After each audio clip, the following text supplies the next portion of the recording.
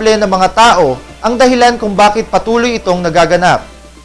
Kung iaasaan niya sa gobyerno ang pagsugpo sa naturang gawain, ay hindi ito tuluyang mahihinto dahilan sa ang mga tao ang patuloy na pumuputol ng mga puno at ang mga tao rin ang bumibili nito. At walang ibang solusyon sa mga suliraning tulad nito kundi ang pagtulong-tulungan ng mga mamamayan at ng pamahalaan.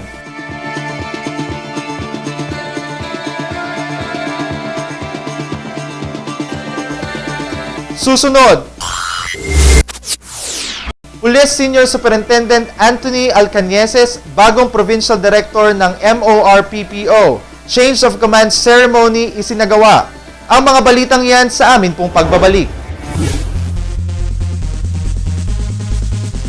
Welcome to Monte de Oro Homes.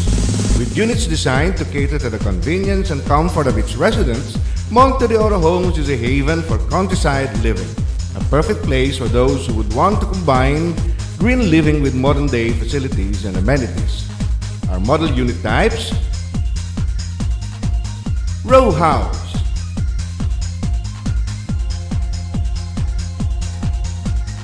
single attached or detached,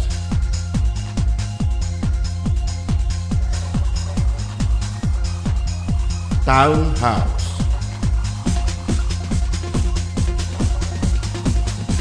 all units are fully finished upon turnover. House and lot package starts at 700,000 pesos.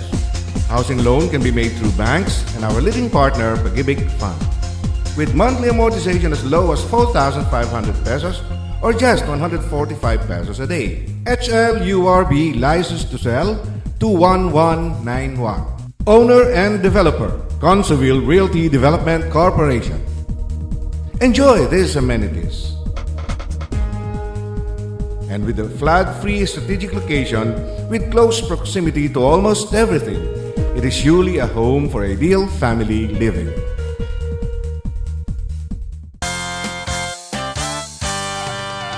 Enjoy life to the fullest at Monte de Oro, Monte de Oro. Enjoy life to the fullest at Monte de Oro, Monte de Oro. A beautiful place, ideal for the whole family, for the family. Where the ambience is inspiring and the people are loving. A wonderful place for our kids to enjoy. A home for our satisfaction.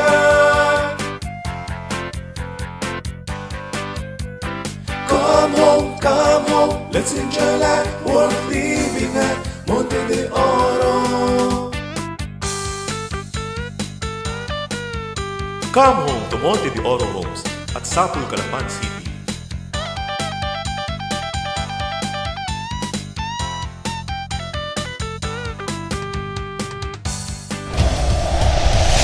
Matapos na maglingkod bilang officer in charge ng Mindoro Oriental Police Provincial Office, formal lang ibinigay ni Police Senior Superintendent Dennis Peña ang kanyang posisyon sa bagong hirang na Provincial Director ng MORPPO na si Police Senior Superintendent Anthony Alcañeses kahapon, ika-16 ng Setyembre, na idinao sa conference room ng nabanggit na tanggapan na dinaluhan ni na Regional Director Chief Superintendent Artemio Hicban, Colonel Johnny Macanas ng 203rd Infantry Brigade, Board Member Patrick De La Rosa, mga Chief of Police ng iba't ibang bayan at ilang mga kapulisan.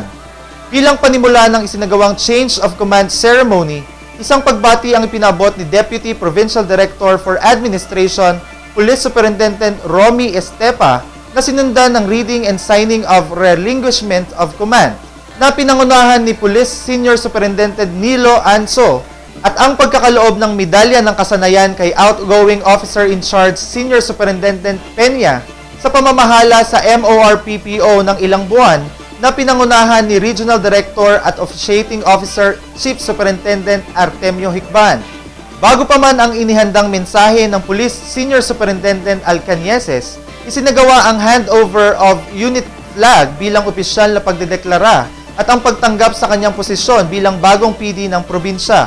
Pagbati naman ang pinabot ni RD Hicban sa bagong hinirang na opisyal kung saan matapos ang aktibidad, isa-isa namang kinausap ni PD Alcanieses ang lahat ng staff at mga hepe ng bawat istasyon ng pulisya sa lalawigan. Samantala, tubong Quezon City, Manila si Alcanieses at 22 taon na sa serbisyo bilang alagad ng batas, bago pa man mahirang bilang PD ng lalawigan. 9 na buwan siyang nagbigay serbisyo sa R2 o Regional Intelligence Division ng headquarters ng PRO Mimaropa.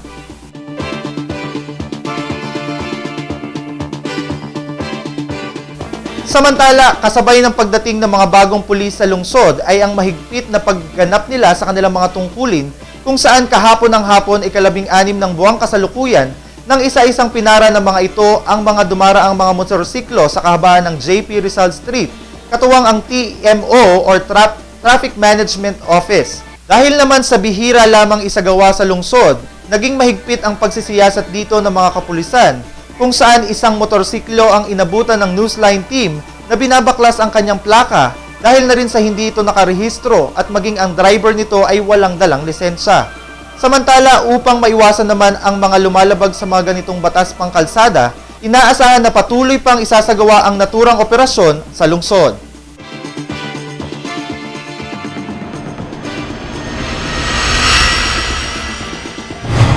Samantala, happy birthday to Mr. Santi Cris Mendoza and advance happy birthday to Miss Diana Arevalo.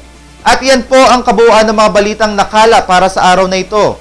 Para po sa inyong mga comments or suggestions, mga balita at impormasyon na nais ninyong iparating sa aming programa, tumawag po lamang sa TVNet hotline sa numero bilang 043-288-4240. Ito po ang TVNet Newsline, katotohanan at serbisyo hatid sa mga Mindoreño.